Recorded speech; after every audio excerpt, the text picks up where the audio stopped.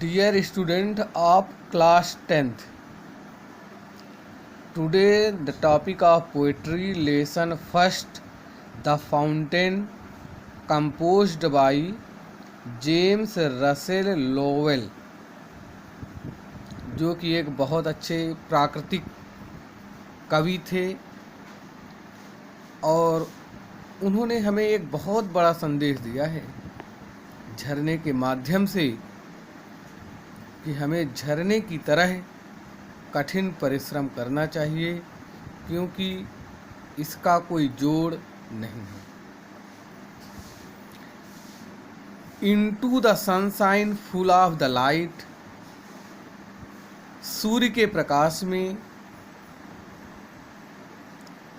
झरना सदैव ऊपर की ओर उछलता रहता है, चमकता रहता है। फ्लैशिंग माने चमकना, लीपिंग माने उछलना, यानी उछलने का मतलब गति से। फ्रॉम मॉर्न टिल नाइट, प्रातः काल से लेकर रात तक गति करता रहता है। देखिए एक चीज कवि कहते हैं, change is the law of nature.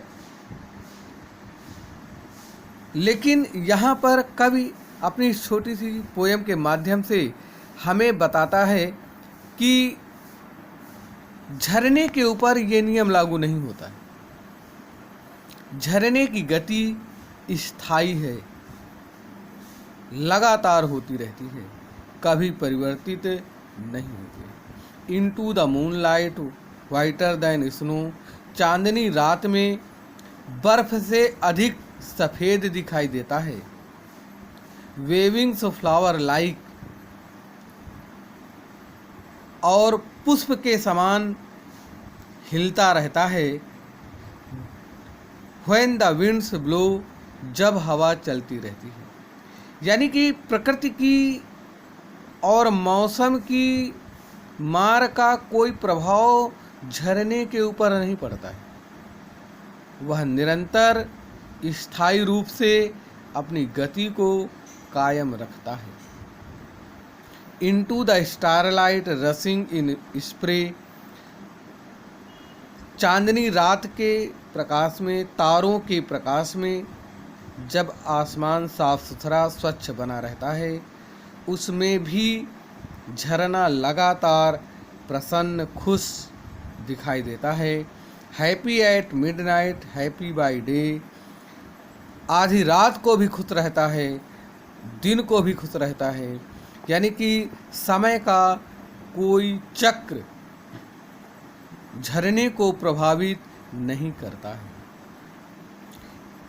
इसका कारण है कि प्रकृति अमर है,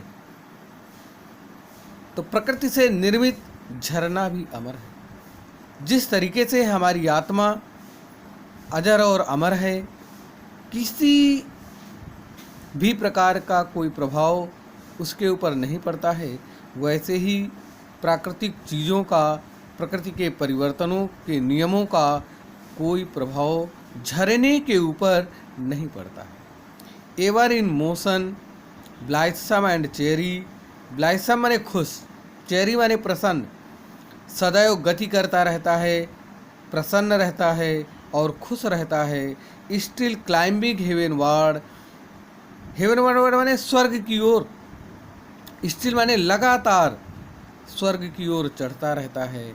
नेवर अवेरी, अवेरी माने थकना, कभी भी थकता नहीं है, सदैव गति करता रहता है। इस लाइन से कवि हमें प्रेरित करता है कि हमें परिश्रम सही समय पर करना चाहिए, करते रहना चाहिए, ताकि हम अपने लक्ष्य को प्राप्त कर सकें।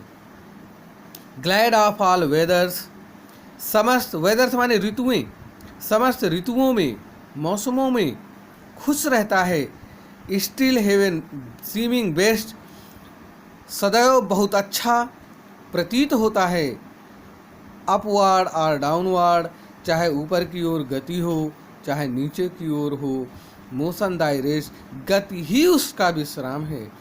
इसलिए जो धैर्यवान पुरुष होते हैं वो परिश्रम से नहीं डरते हैं और सदैव परिश्रम करते हुए जीवन यापन करते रहते हैं जब तक कि वो अपने लक्ष्य को प्राप्त नहीं कर लेते हैं। Full of nature nothing can टेम, ये एनर्जी से परिपूर्ण है, प्राकृतिक एनर्जी से परिपूर्ण है। कोई भी चीज़ झरने को नियंत्रित नहीं कर सकती। टेम माने यहाँ पर है नियंत्रित करना।